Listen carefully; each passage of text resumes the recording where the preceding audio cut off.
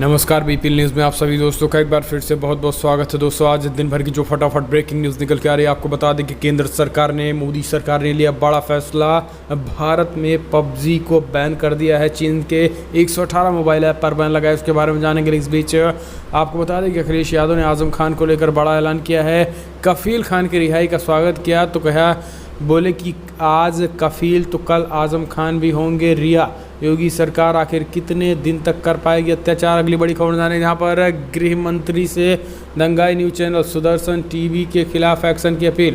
पूर्व सिविल समेत 100 सिविल अधिकारियों ने गृह मंत्री शाह को लिखा है पत्र, ये भी आपको बताएंगे। और उस बीच पीएम केयर फंड को लेकर बड़ी अपडेट निकल के आया, जहाँ पी चिदम्बरम ने पूछ लिए हैं सवाल मोदी सरकार से। वहीं बड़ी अपडेट निकल के आ रही है, कफील खान ने रिहा होते ही किया बड़ा ऐलान। बोले जल्द से जल्द हमें कोविड हॉस्पिटल में लगा दो ताकि जनता की कर सकें सेवा। तो सब कुछ खबरें जानेंगे। जहां पर अगस्त में और बढ़ गई बेरोजगारी, एक नए डेटा में शहर में हर 10वां शख्स के पास नहीं है काम। गाँव में भी बढ़ रहा संकट, रिपोर्ट में बड़ा खुलासा हुआ। तो सब कुछ जानेंगे, लेकिन उससे पहले एक छोटा सा निवेदन, अगर आपने चैनल को अभी तक सब्सक्राइब नहीं किया तो प्लीज़ सब्सक्राइब की लाल बटन दबाकर चैनल को सब्सक्राइब करें। और अगर आप भी मानते हैं कि 2022 में किसकी सरकार बनेगी, यूपी में कमेंट के माध्यम से आप अपने सुझाव जरूर दें। चलिए खबरें लेते हैं विस्तार से। दरअसल पहली बड़ी अपडेट निकल के आ रही है, चीन के खिलाफ भारत का बड़ा एक्शन। पबजी समेत 118 मोबाइल ऐप पर बैन लगाया गया। जी हाँ, केंद्र सरकार ने बड़ा फैसला लिया है। सरकार ने पबजी समेत 118 मोबाइल ऐप पर प्रतिबंध लगाने का फैसला किया है। इलेक्ट्रॉनिक्स और सूचना प्रौद्योगिकी मंत्रालय ने धारा 69A के तहत इन मोबाइल ऐप्स पर बैन लगाने का फैसला किया है। मंत्रालय ने कई शिकायत मिलने के बाद बैन लगाने का यह फैसला लिया है। सरकार की तरफ से बुधवार शाम जारी बयान में कहा गया है कि ये ऐप राष्ट्रीय सुरक्षा के लिए खतरा थे। इलेक्ट्रॉनिक्स और सूचना प्रौद्योगिकी मंत्रालय की तरफ से जारी बयान में कहा गया है कि ये मोबाइल ऐप भारत की संप्रभुता, अखंडता, भारत की रक्षा और राज्य की सुरक्षा और सार्वजनिक व्यवस्था के लिए खतरा थे। इसलिए इस मंत्रालय ने कहा है कि ऐसी कई शिकायतें भी मिल रही थी, जिससे कहा गया है कि एंड्रॉयड और iOS प्लेटफॉर्म पर ऐसे कई मोबाइल ऐप हैं जो यूजर्स को सूचनाएं चुराते थे, इसलिए इसको पूरी तरीके से बैन किया जाता है। हम चलते हैं अगली अपडेट। योगी जी, सत्ता का अत्याचार हमेशा नहीं चलता है। कफील खान आज रिहा हुए तो कल आजम खान भी होंगे रिहा। अखिलेश ने योगी पर बोला हमला। बीते 8 महीने में मथुरा जेल में बंद डॉक्टर कफील खान को रिहा कर दिया गया। आपको बता दें कि इलाहाबाद हाई कोर्ट ने आदेश देते हुए एनएसए को रद्द करते हुए योगी सरकार को जल्द से जल्द कफील खान को रिहा करने की ऐलान किए थे, जिसके बाद फिलहाल कफील खान रिहा हो गए हैं। लेकिन इस बीच अखिलेश ने ट्विटर के जरिए कहा है कि डॉक्टर कफील खान की रिहाई के आदेश का देश प्रदेश में सभी इंसाफ पसंद लोगों ने स्वागत किया है। उम्मीद है कि मुकदमे में फंसाए गए आजम खान को भी जल्द से जल्द न्याय मिलेगा। और इस बीच समाजवादी पार्टी के नेताओं ने भी आजम खान के ऊपर दर्ज मुकदमे का विरोध सांकेतिक तरीके से जताया है। हम चलते हैं अगली अपडेट लेते हैं। आपको बता दें कि दंगाई न्यूज चैनल सुदर्शन टीवी के खिलाफ एक्शन की अपील गृह मंत्री से मांग की गई है। 100 से ज़्यादा पूर्व सिविल सेवा अधिकारियों ने लिखी चिट्ठी। दरअसल विवाद का रूप ले चुके यूपीएससी जिहाद को लेकर 91 पूर्व सिविल सेवकों को एक समूह ने गृह मंत्री अमित शाह को और सूचना एवं प्रसारण मंत्री प्रकाश जावड़ेकर को पत्र लिखकर सुदर्शन न्यूज टीवी चैनल के खिलाफ कानूनी का और प्रशासनिक कार्रवाई करने की मांग की है। और उनका कहना है कि सिविल सेवाओं में मुस्लिम अधिकारियों के साजिशन, घुसपैठ या यूपीएससी जिहाद और सिविल सर्विसेज जिहाद जैसे बयान विकृत विचारधारा का उदाहरण और दंडनीय अपराध हैं। पत्र में हस्ताक्षरकर्ताओं ने कहा है कि ऐसे सांप्रदायिक और गैर जिम्मेदाराना बयानों से नफरत फैलती है और पूरे समुदाय की बदनामी भी होती है। तो ये बड़ी अपडेट निकल के आ रही है। हम चलते हैं अगली अपडेट। आपको बता दें कि पी चिदम्बरम का बड़ा सवाल, पीएम केयर फंड को 5 दिनों में मिले 3076 करोड़ रुपए। आखिर कहां से आया और किसने दिया इतने बड़े पैमाने पे रुपया? ये ब्लैक मनी को वाइट करने का नया तरीका। कांग्रेस ने एक बार फिर से पीएम केयर फंड को लेकर मोदी सरकार पर सवाल किए हैं।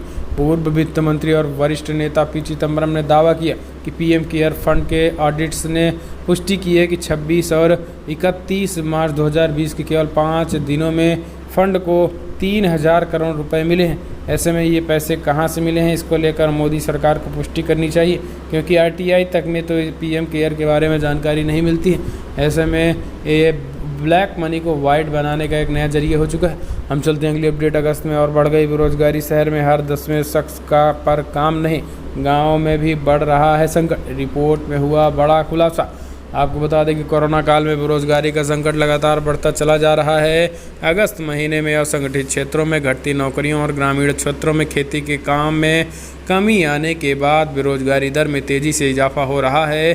देश में बेरोजगारी की दर अगस्त में 8.5% हो गई, जो जुलाई में 7.43% थी। साफ है कि लॉकडाउन में रियायत के बाद भी अर्थव्यवस्था में तेज़ी का माहौल नहीं बन पा रहा है। तो ये बड़ी खबर दोस्तों आ रही है। तो फिलहाल हम चलते हैं अगली अपडेट लेते हैं। आपको बता दें हम चलते हैं अगली अपडेट। कानपुर के मामले में अब लव जिहाद का एंगल दिया गया और अब एसआईटी भी जांच करेगी। पीएफआई और सीमी कनेक्शन की जांच बताई जा रही है। जी हां, दरअसल शालिनी यादव अपने मन से फिजा बनी और फैसल से शादी की। कानपुर का ये मामला है। लेकिन अब आपको बता दें दोस्तों, कुछ बजरंग दल विश्व हिंदू परिषद के लोगों के हंगामे के बाद योगी सरकार ने बड़ा फैसला लिया है। अब उसमें एसआईटी की जांच बिठा दी है। अब एसआईटी की जांच जो है वो अब जब खास करके शालिनी यादव से पूछने के बाद कुछ नहीं मिला और अब उसने नया एंगल जोड़ दिया है। एसआईटी अब पीएफआई और सीमी की कनेक्शन जांच करने वाली है कि आखिर कहीं विदेशों से तो इसके बारे में फंडिंग होती नहीं है, आखिर क्या क्या मसले हैं। अब इस तरीके के एंगल घुमाए जाने लगे हैं यूपी की योगी सरकार द्वारा। हम चलते हैं अगली अपडेट लेते हैं। मोदी कैबिनेट का फैसला, जम्मू कश्मीर में राजभाषा बिल भी हुई पास। अब वहाँ के जम्मू कश्मीर के जो भाषा है डोगरी, उर्दू, हिंदी और कश्मीरी वहाँ की आधिकारिक भाषाओं के रूप में शामिल कर लिया गया है। अब वो पूरी तरीके से सुरक्षित भाषा होगी। ऐसा नहीं होगा कि आने वाले कभी भी उस भाषा को ख़त्म किया जा सकता है। जी हाँ, प्रकाश जावड़ेकर ने केंद्रीय मंत्रिमंडल में 3 OMU को मंजूरी दे दी है। OMU को इसमें आपको बता दें कि सबसे बड़ी जो बात है वो जम्मू कश्मीर के है, जिसमें जम्मू कश्मीर में डोगरी, हिंदी, उर्दू, कश्मीरी को आधिकारिक भाषाओं के रूप में शामिल करने का लंबे समय से उनका मांग हो रहे थे और ये हो चुका है। तो अब खास करके उर्दू, कश्मीरी, अब ये भाषाएं वहाँ पर बोली जाएंगी और सार्वजनिक के आधार पर हो चुकी हैं। हम चलते हैं अगली अपडेट लेते हैं। दिल्ली दंगे मामले में क्राइम ब्रांच ने जेएनयू के पूर्व छात्र उमर खालिद से फिर से की पूछताछ। दिल्ली दंगे के मामले में दिल्ली क्राइम ब्रांच ने जेएनयू के पूर्व छात्र उमर खालिद से बुधवार को पूछताछ की है। दिल्ली क्राइम ब्रांच की टीम ने ये पूछताछ अपने सनलाइट कॉलोनी वाले ऑफिस से की है। पुलिस इस मामले में पहले चार्जशीट दाखिल कर चुकी है। चार्जशीट में आम आदमी पार्टी से सस्पेंड किए गए पार्षद ताहिर हुसैन का नाम शामिल है।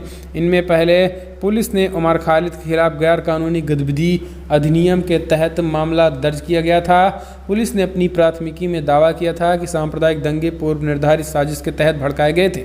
हम चलते हैं अगली अपडेट लेते दोस्तों। आपको बता दें बिग ब्रेकिंग निकल के आ रही है, जहां पर आईसीजे ने सुप्रीम कोर्ट को लगाई फटकार।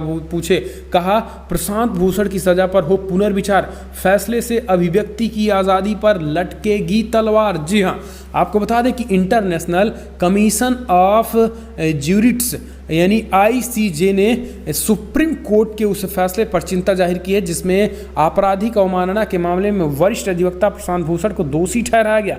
आईसीजे ने कोर्ट से अपील की है कि वो आपराधिक अवमानना मामले में अपने फैसले पर पुनर्विचार करें। 14 अगस्त और 31 अगस्त को सुप्रीम कोर्ट द्वारा दिए गए फैसले का उल्लेख करते हुए कमीशन ने इसे न केवल अंतर्राष्ट्रीय मानकों के हिसाब से असंगत माना है, बल्कि कोर्ट द्वारा इस अधिकार के इस्तेमाल को जोखिम भरा माना है। अपनी इन चिंताओं पर कमीशन ने कहा है कि 2 ट्वीट्स के लिए प्रमुख मानवाधिकार अधिवक्ता को दोषी ठहराने के फैसले का भारत में अभिव्यक्ति की स्वतंत्रता पर प्रभाव पड़ेगा। बता दें कि प्रशांत भूषण 29 जून को अपने ट्विटर हैंडल पर उन्होंने महंगी बाइक पर बैठे चीफ जस्टिस बोबड़े की तस्वीर ट्वीट करते हुए टिप्पणी की थी।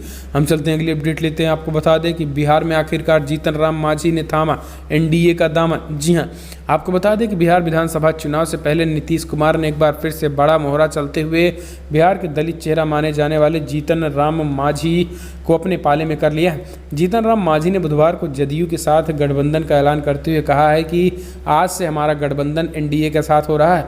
बिहार विधानसभा चुनाव में एनडीए के उम्मीदवारों को जिताने के लिए पूरी ताकत लगा दूंगा। गौरतलब है कि 20 अगस्त को ही जीतन राम मांझी ने महागठबंधन से अलग होने का फैसला किया था। तभी से कयास लगाए जा रहे थे कि जीतन राम मांझी का एनडीए में शामिल होना लगभग तय माना जा रहा है। हम चलते हैं अगली बड़ी खबर दोस्तों। आपको बता दें कि बिग ब्रेकिंग निकल के आ रही है, जहां पर एक बार फिर सुशांत सुसाइड केस में फंसते नजर आए अर्णव गोस्वामी। तो कहा, अगर हमें सुप्रीम कोर्ट भी जाना पड़ा तो मैं सुप्रीम कोर्ट में भी जाकर हाहाकार मचाऊंगा। जी हाँ, दरअसल आपको बता दें कि इन दिनों आप देख रहे होंगे कि कितनी तेज़ी के साथ आजकल सुशांत सुसाइड केस में रिपब्लिक भारत पूरी तरीके से कॉमेडी बना दिया। इस मामले को पूरी तरीके से कॉमेडियन कर दिया। एक्टर सुशांत की मौत के बाद सीबीआई कर रही जांच के बीच रिपब्लिक भारत पूरी तरीके से वो जांच आगे कर रहा है। मानो कि रिपब्लिक भारत सीबीआई को रिया चक्रवर्ती से नहीं, सबसे पहले अर्णव गोस्वामी से ही पूछताछ कर लेनी चाहिए, क्योंकि जो खुलासे होने हैं वो लगातार अपने पूछता है भारत शो में करते ही रहते हैं। इसको लेकर उन्होंने शिवसेना के एक नेता ने सुप्रीम कोर्ट घसीटने की धमकी दे दी, जिसके बाद अर्णव गोस्वामी ने कहा कि मेरे खिलाफ अगर कोई कोर्ट गया तो मैं सुप्रीम कोर्ट जाकर वहां पर भी हाहाकार मचाने लगूंगा। तो दोस्तों, इस तरीके के बयान है, भाषा है।